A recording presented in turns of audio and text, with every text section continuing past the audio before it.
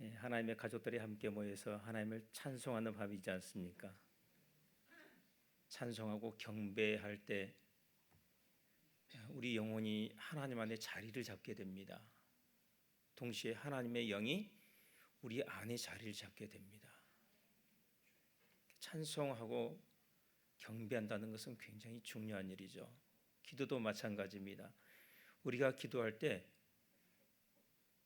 하나님께서 일하실 수 있는 그런 어떤 공간들이 우리 안에서 만들어지죠. 하나님의 어떤 그런 실제가 우리 내면 가운데 형성되기 시작합니다. 동시에 우리가 또한 하나님 안에 있게 되는 것이죠. 찬양하고 경배하며 기도한다는 것은 사실 굉장히 중요한 일입니다. 그런데 어디 가서 찬양하고 경배할 수 있겠습니까? 집에서 하면은 층간소음이라고 이웃집에서 소란을 피울 테고요. 또 집에 가면 또 너무 재밌는 게 많지 않습니까? 여기서 찬송하고 기도하면 우리가 하나님께 더 가까이 나아갈 수 있는 겁니다. 전 1985년에 예수님을 영접했습니다. 제 군대에 있을 때인데 예수님을 영접했는데 너무너무 찬송을 하고 싶은 거예요. 그래서 복음성가집을 하나 구했습니다. 펼쳤는데 제가 뭘 알아야죠. 이게 콩나물 대가리라는 건 알겠는데 도대체 이게 어떻게 굴러가는 건지 알 수가 없는 겁니다. 그래서 기타를 하나 또 구했습니다. 그리고 이 코드를 그림을 보면서 익혔습니다. 그리고 4박자니까 4번, 3박자면 3번, 뭐 그런 기초적인 지식이 있잖아요. 부르면서 그 멜로디를 따라서 불려보려고 애를 썼습니다. 아무도 저에게 찬송가를 가르쳐 주지 않았어요. 어쨌든 저는 1년 만에 그 안에 있는 모든 곡을 다 독파를 했습니다. 그때 기타도 배웠죠. 그때 정말 부를 때마다 은혜가 됐던 곡이 오늘 찬양대에서 부르시던 바로 그 곡이에요. 찬양대에서 그 곡을 부를 때 맞아, 그때 내가 정말 어둠 가운데 살았는데 그때 예수님을 알고 나서 내 삶이 180도 바뀌었지. 그때 은혜가 다시 한번 우리 가운데서 새롭게 솟아나는 것을 경험하게 됩니다. 오늘 우리가 읽은 본문, 우리 가운데서 역사하시는 능력대로 우리가 구하거나 생각하는 모든 것에 더 넘치도록 능히 하실 이에게 교회 안에서와 그리스도 예수 안에서 영광이 대대로 영원 무궁하기를 원하노라. 아멘. 지금 바울은 교회를 위해서 했던 기도를 이 20절과 21절로 마무리를 짓고 있습니다. 자신이 구하고 생각했던 것을 하나님께서 들어주실 것이라고 확신하면서 그것을 이루실 하나님을 경배하며 찬양하면서 마무리 짓고 있습니다. 바울이 구하고 생각하는 것은 무엇일까요? 그것이 14절부터 19절까지 나와 있는 내용입니다. 지금까지 우리가 3주간에 걸쳐서 살펴보았던 내용입니다. 이것을 한마디로 요약하면 하나님의 모든 충만하신 것으로 충만하게 해주십시오. 주님의 교회를 하나님의 모든 충만하신 것으로 충만하게 해주십시오. 그것입니다. 바울의 기도에는 기도응답의 확신과 하나님께 대한 경배가 있습니다. 바울이 하나님이 자기의 기도를, 자기가 생각하는 것을 분명히 응답하실 것이라고 이처럼 강하게 확신할 수 있는 이유는 무엇일까요? 그것은 하나님이 어떤 분인지 알았기 때문입니다. 여러분, 하나님이 어떤 분인지 아는 것은 굉장히 중요합니다. 하나님이 어떤 분인지 아는 그만큼 내 기도의 차원이 달라지고 내 기도의 파워가 달라지고 내 기도의 질적 수준과 품격이 달라지더란 말씀입니다. 하나님을 할 때 우리는 기도를 힘들다고 생각하지 않고 즐거워하면서 찬송하면서 하게 됩니다. 하나님을 아는 그 지식은 우리 신앙생활을 완전히 바꿔 넣습니다. 내가 하나님을 모르고 하는 신앙생활과 하나님을 알고 하는 신앙생활은 완전히 달라요. 그렇다면 어떻게 하면 하나님을 깊이 알아갈 수 있을까요? 간단합니다. 하나님의 말씀을 가까이 하는 것입니다. 하나님의 말씀이 아니면 어떻게 우리가 하나님을 알 수 있겠습니까? 말씀을 묵상할 때 우리는 그 말씀을 통해서 하나님이 어떤 분인지 압니다. 그 말씀을 통해서 내가 어떤 존재인지 압니다. 내가 어떤 존재인지를 알고 하나님이 어떤 분인지 아는 것은 서로 관계가 있습니다. 내가 죄인이라는 사실을 깊이 알면 하나님의 은혜가 그만큼 크게 다가오는 것이고요. 하나님의 그 거룩하심이 느껴지면 느껴질수록 내 죄가 크게 느껴지는 거예요. 서로 관계가 있습니다. 내 자신이 어떤 사람인지 알고 하나님이 어떤 분인지 아는 것은 하나님의 말씀에 있는 다른 방법이 없습니다. 그래서 말씀을 묵상하면 하나님을 우리 마음 가운데 모실 준비가 갖추어지게 되는 것이죠.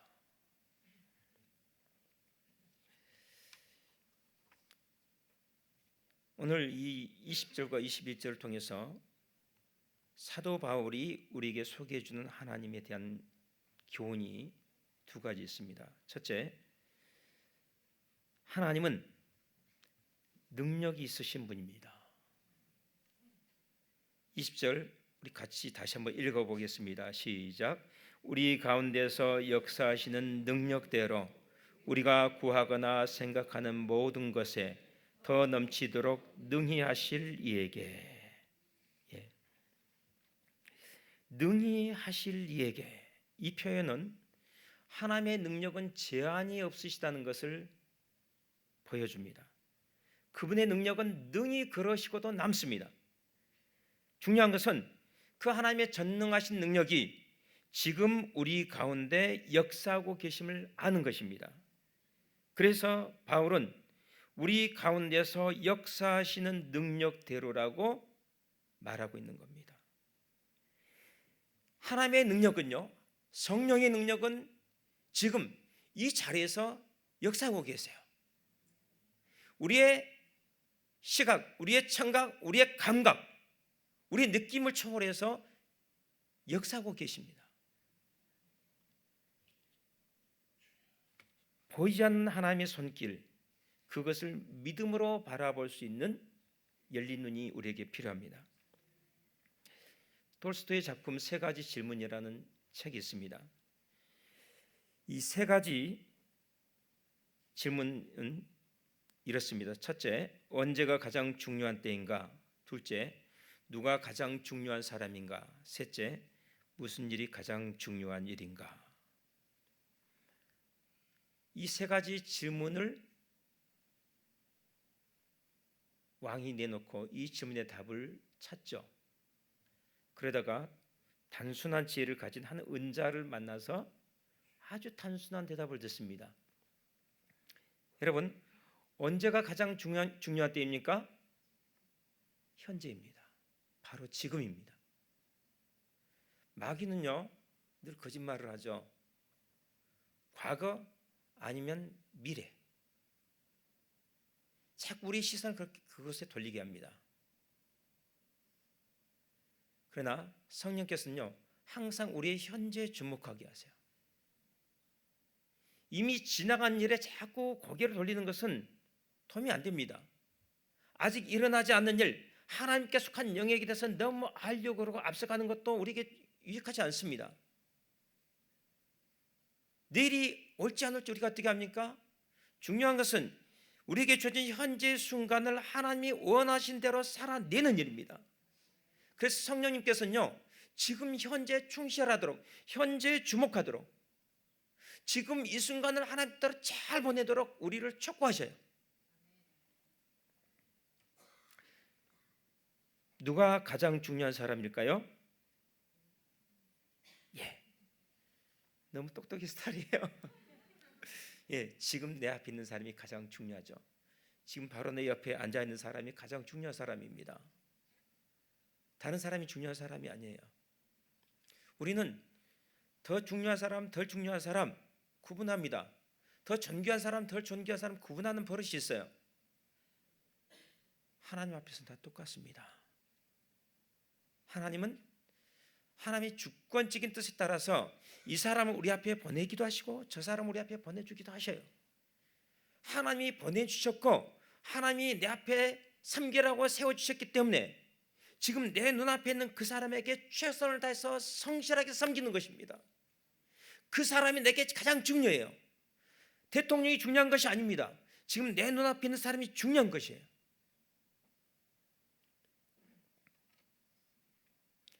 무슨 일이 가장 중요할까요? 예, 지금 내가 하고 있는 일이 가장 중요한 일입니다.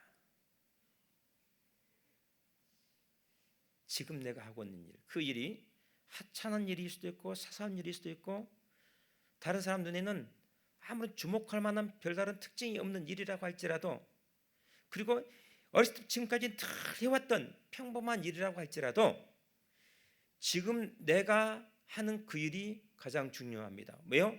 하나님 지금 그 일을 하라고 나를 세워주셨기 때문에. 만약 하나님 다른 일을 하라고 세워주시면 나는 그 일을 열심히 할 것입니다. 그러나 지금 내가 하는 일이 이 일이라면 나는 그것이 아무리 작은 것처럼 여겨진다고 할지라도 그 일을 정말 열심히 최선을 다해서 해야 되는 것이죠.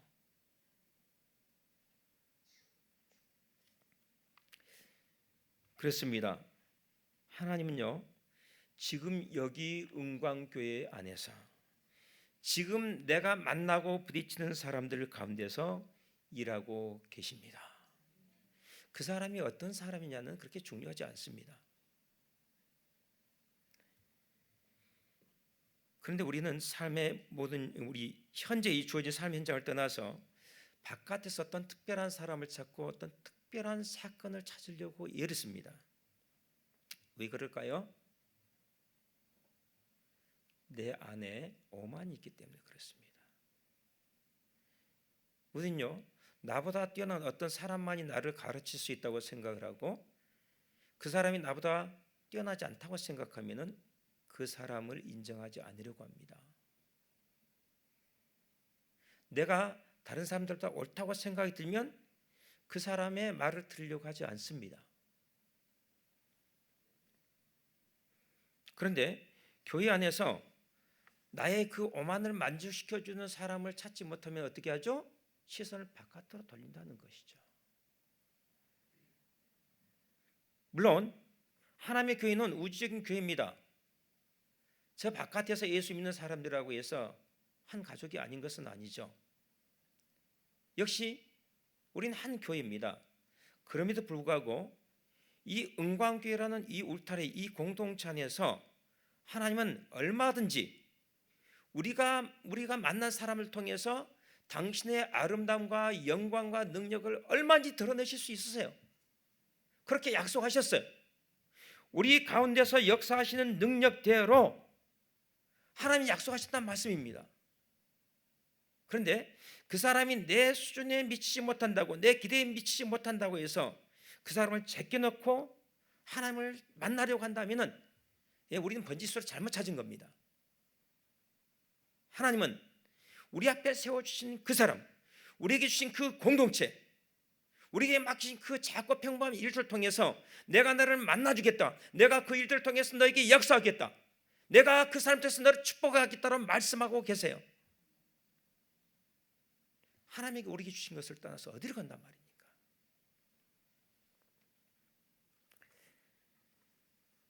두 번째로 사도 바울은 하나님의 구하는 자에게 그가 구하고 생각하는 것을 넘어서 주시는 좋으신 분이라고 소개하고 있습니다. 다시 한번 20절 같이 읽도록 하겠습니다. 시작. 우리 가운데서 역사하시는 능력대로 우리가 구하거나 생각하는 모든 것에 더 넘치도록 능히 하실 이에게. 우리가 어떤 것을 구합니다. 우리가 어떤 것을 생각합니다. 하나님 이런 것을 해주셨으면 좋겠다. 이런 일들이 우리 교회 안에 일어난다면 얼마나 좋을까 생각하죠. 그리고 생각하고 구하지만 과연 이것이 이루어질 수 있을까? 쉽게 이루어질 수 있을 것 같지 않아요. 그것은 너무나 어려워 보입니다. 내가 너무 큰 것을 구한 것 같아요. 그런데 사도 바울은 그렇지 않다라고 말씀하고 있습니다. 하나님은 우리가 구하거나 생각하는 모든 것에 더 넘치도록 능히 하실 분이라는 거죠. 그분은 그러한 능력이 있을 뿐만 아니라 그분은 기꺼이 우리에게 그렇게 해주기를 원하시는 좋으신 분이거든요. 그분의 성품은요, 우리에게 주고 또 주고, 무엇을 아껴두고 정말 가장 좋은 것을 남겨두고 두 번째나 세 번째 좋은 것 주시는 그런 분이 아니고, 좋은 것은 있는 대로 눈에 띈 대로 다 주기를 기뻐하시는 그런 분이세요. 주님 절대 조건적이지 않습니다. 절대 계산적이지 않아요.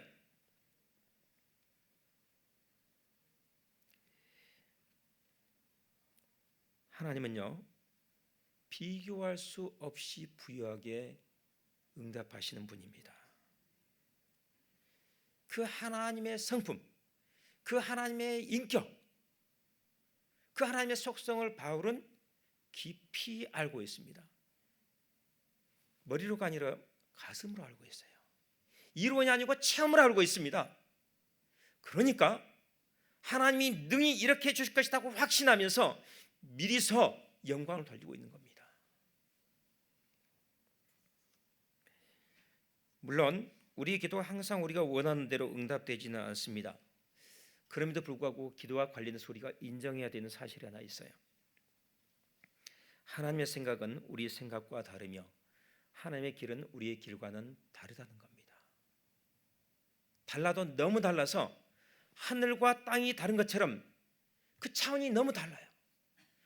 동쪽과 서쪽이 다른 것처럼 그 방향이 너무 달라요. 그래서 우리의 생각, 우리의 모든 지혜는 하나님의 뜻과 계획에 전혀 미치지 못합니다. 그럼에도 불구하고 우리가 분명히 알아야 되는 것이 있습니다. 우리가 하나님의 모든 것을 알 수 없어요. 많은 것들이 신비에 감춰져 있죠. 그러나 하나님은 우리를 사랑하신다는 것, 우리가 하나님의 사랑받는 자녀라는 사실, 그것을 우리가 기억할 필요가 있습니다. 하나님은 모든 것을 행하실 때 우리의 유익을 위해서 하십니다. 우리는요, 좋은 것과 나쁜 것을 구분을 합니다. 그리고 내가 나쁜 것이라고 생각했던 일이 벌어지면은 하나님이 내 기도를 듣지 않으셨다거나 하나님이 좋은 것을 내게 주실 마음이 없으시다라고 생각을 합니다. 그렇지 않습니다. 하나님의 손길이 닿지 않는 것이 없고요, 하나님의 그 사랑과 호의는요, 우주보다 광대합니다.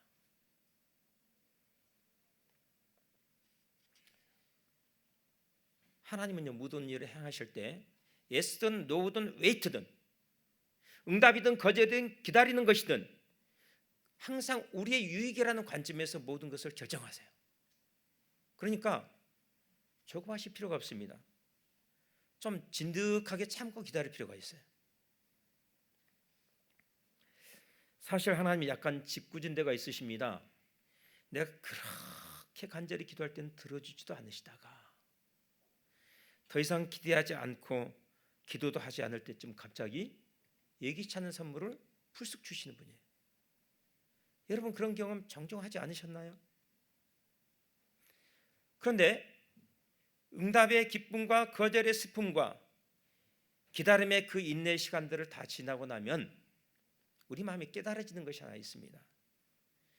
그때 내 기도에 응답해 주지 않는 것이 천만 다행이라는 것이에요.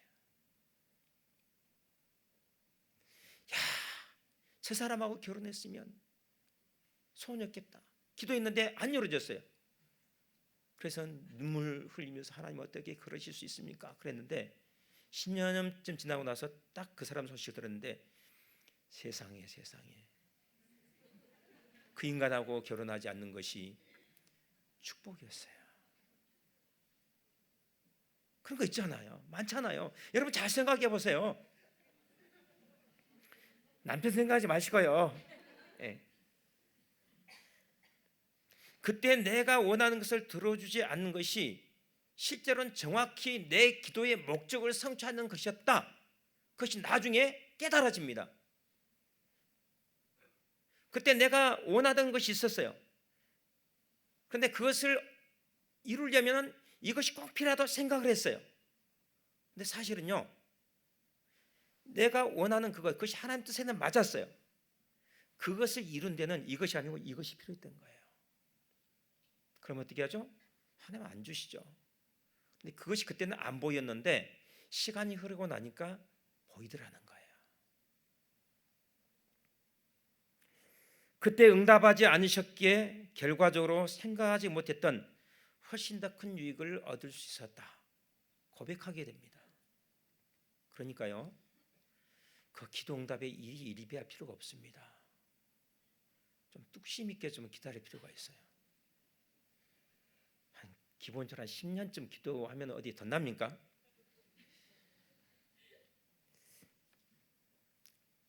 우리가 기도할 때요, 우리가 기도하는 분, 그분이 어떤 분인지 분명히 알고 기도해야 합니다.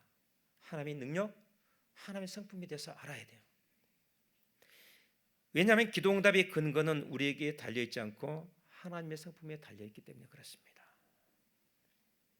그러므로 하나님을 알기를 힘써야 합니다. 어떻게요? 성경을 읽고 묵상하기를 힘써야 됩니다.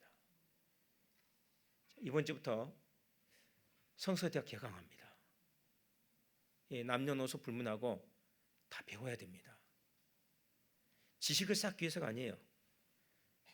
하나님이 어떤 분인지 알아야 되고 그 하나님을 체험적으로 내가 만나야 되고, 그래서 내 내면이 변하고 내 존재와 삶이 변하고 하나님 뜻이 나를 통해서 이 시대 이 자리에서 이루어져야 되기 때문에 우리가 성경을 공부해야 되는 겁니다.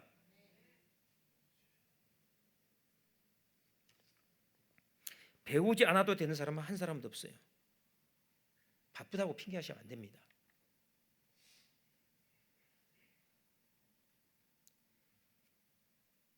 하나님의 음성을 들으려고 귀를 열며 주님 말씀하옵소서, 주의 종이 듣겠습니다. 기도하면서 말씀을 묵상하시기 바랍니다.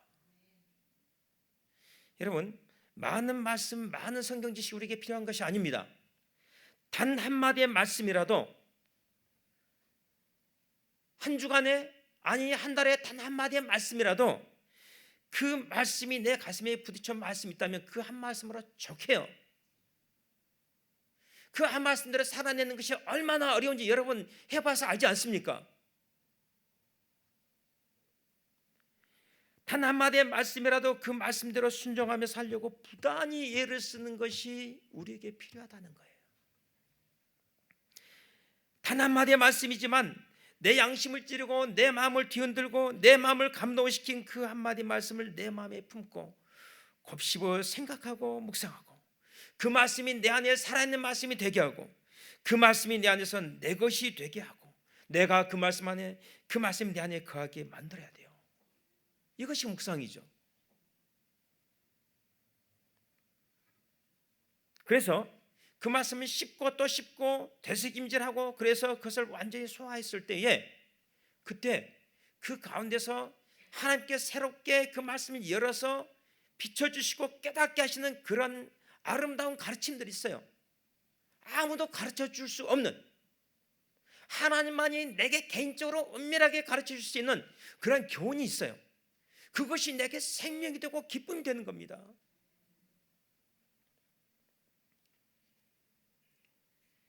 하나님은 아름다운 빛을 우리에게 비춰주시고 권능 있고 위엄이 있는 말씀을 우리 귀에 분명하게 들려주시며 순수하고 달콤한 사랑을 우리 심령에 부어주셔서 당신이 어떤 분인지 알게 해주십니다.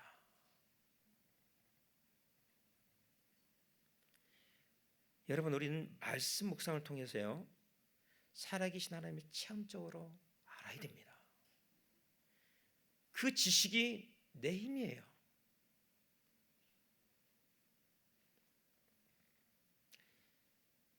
그러면요, 우리는 자동적으로 무릎을 꿇게 되어 있습니다. 경배하게 되어 있어요. 그리고 고백하죠.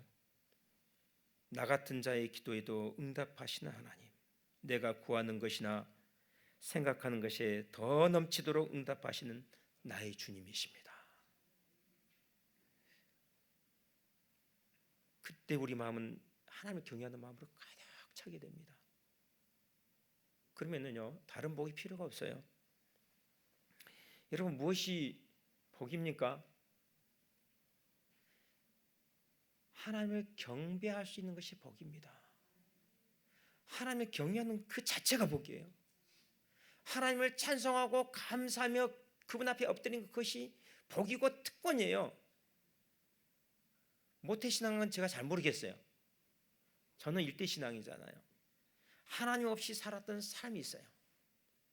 하나님 없이 25년간 살아보니 뭐 100년까지 살 것도 없습니다. 하나님 없이 25년간 살아보니 삶이란 건 무의미하고 헛되더라는 거예요. 삶이란 것은 거짓이고 삶이란 것은 악이더라는 거예요.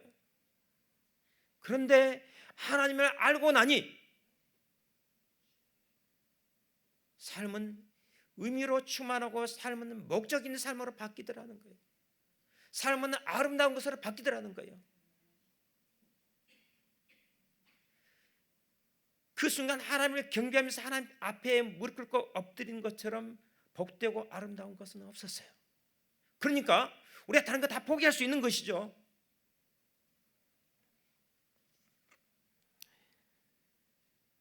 지식에 넘치는 그리스도의 사랑을 머리로 배울 수는 없습니다.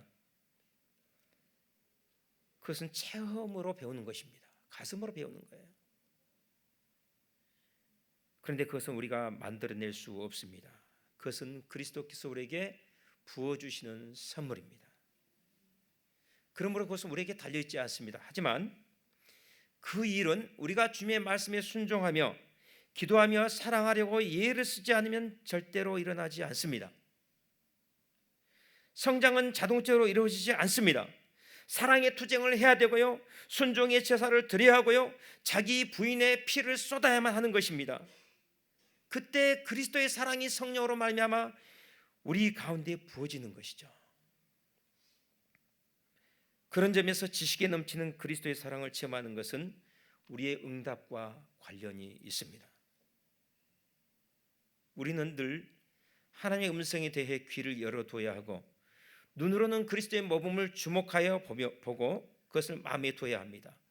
그리고 성령의 인도하심에 민감하려고 예를 써야 합니다. 여러분이 정말로 그렇게 하려고 한다면, 그렇게 할 준비가 되어 있다면 여러분 앞에 그것을 강능하도록 가르쳐주는 스승이 나타나게 될 것입니다. 여러분이 준비가 되면 하나님 여러분 앞에 보여주십니다. 그것이 무엇이 됐든지. 그러므로 우리가 여호와를 알자, 힘써 여호와를 알자. 그의 나타나심은 새벽빛같이 어김없나니 비와 같이 땅을 적시는 늦은 비와 같이 우리에게 임하시리라 하니라. 호세아서 6장 3절 말씀입니다. 밖에 봄비가 오는데 좀 으스스합니다. 근데 저는 그렇게 생각해요. 비는 굳은 땅을 부드럽게 해주는 역할을 하지 않습니까? 기도는 봄비와 같다고 생각이 들었어요. 찬송은 뭐와 같다고 생각이 들었느냐 하면 햇빛과 같다고 생각이 들었어요. 비가 와서 땅을 부드럽게 하고 햇빛이 내리칠 때 그 굳었던 땅 속에서 감추던 생명이 탁 뿅 하고 나타나잖아요. 그것이 자라나서 꽃이 피우잖아요. 열매를 맺지 않습니까? 여러분, 우리가 이 교회라는 이 자리를 소중하게 여기고 예배라는 이 시간을 정말로 소중히 여겨야 되는 이유가 여기에 있어요. 우리가 함께 모여서 기도하고 찬송하면서 경배할 때 하나님의 말씀의 그 씨앗이 우리 안에서 싹을 내고 꽃이 피고 열매를 맺을 수 있는 모든 준비가 갖춰지는 것입니다. 경배하지 않고 찬송하지 않는다면, 기도하지 않는다면 말씀의 씨앗은 싹을 내고 자라지 않습니다. 그러니까 오늘 이 밤에 나오신 분은 수지 맞으신 거예요.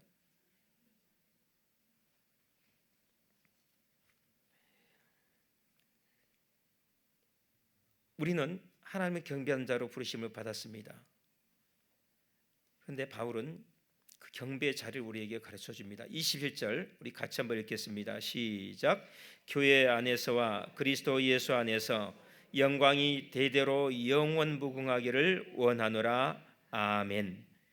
어디서 경배합니까? 교회 안에서와 그리스도 예수 안에서 경배합니다. 하나님은요, 천사들을 통해서도 경배를 받으십니다.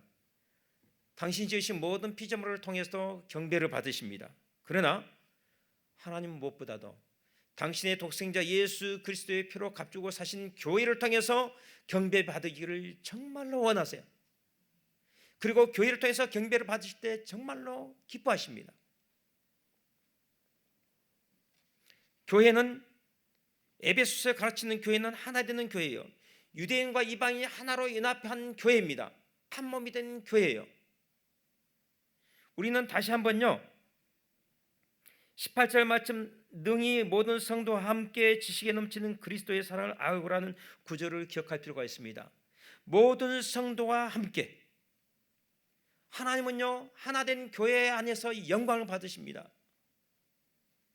성도들을 섬기며 성도들과 하나 되기를 힘쓰며 교회를 가까이 하십시오. 바로 지금 내 눈앞에 있는 성도를 섬기고 사랑하기를 힘쓰십시오. 그러면 우리는 진정으로 하나님께서 받으시는 경배자가 될 수 있습니다. 또 하나님은 우리를 그리스도 예수 안에서 경배하라고 가르치십니다. 예수 그리스도는 죄인을 거룩하신 하나님과 화목시키신 분입니다. 하나님은 예수 그리스도 안에서만 우리와 화목하시고 우리의 모든 것을 받으십니다. 그러므로 예수 그리스도를 반드시 영접해야만 하는 것이죠.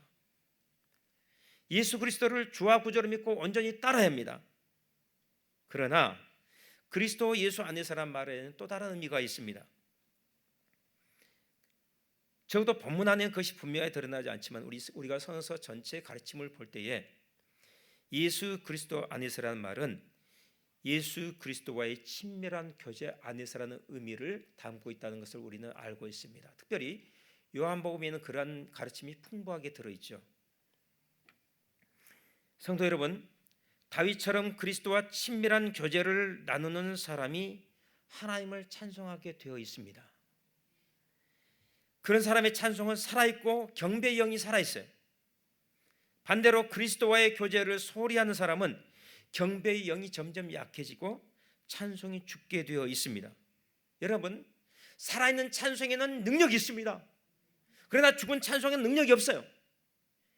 경배하는 심령에는요 생명이 있습니다. 그러나 경배하는 영이 죽어있는 사람에게는 생명이 없어요.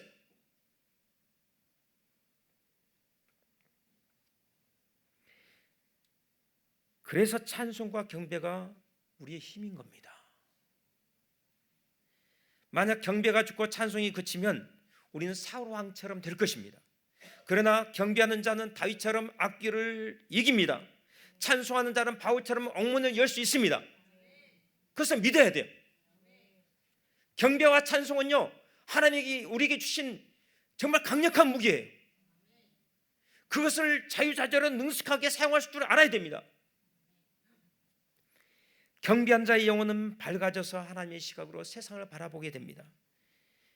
경배할 줄 아는 사람은요 의심하고 두려워한 대신 하나님의 빛으로 밝아져서 세상을 긍정하며 신뢰하며 소망할 줄 압니다. 경배하는 자만이 인간의 진정한 가치를 제대로 볼 줄 알고 인간을 있는 그대로 존중할 줄 압니다.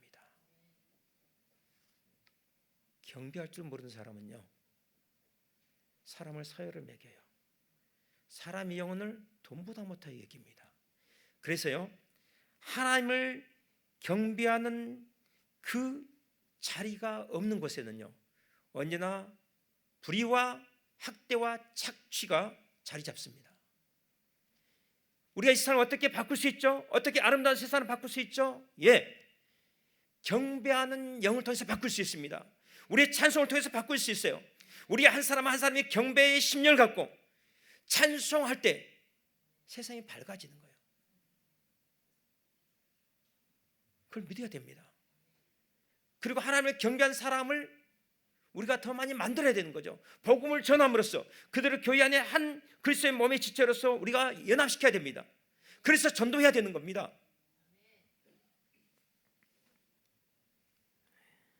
하나님은요, 우리가 경배하는 자가 되기를 원하십니다. 하나님을 경배할 때 우리 영혼이 살아나기 때문에 그래요. 절대 하나님이 이기적인 분이 아닙니다. 우리가 경배할 때 우리 달라져요. 정말 자기 자신의 고유한 아름다움을 보기를 원하십니까? 하나님을 경배하십시오. 그러면 개성 넘치는 아름다움의 소유자가 될 수 있습니다. 꼭 성경 수술 안 해도 돼요. 경배할 때 세상이 아름답게 변합니다. 그래서 경배하라고 하는 것입니다. 이 밤에 하나님을 경배하며 뜨겁게 찬양하는 여러분에게 성령님의 은혜가 가득하시기를 축복합니다. 기도하겠습니다. 하나님 아버지, 이 밤에도 저희들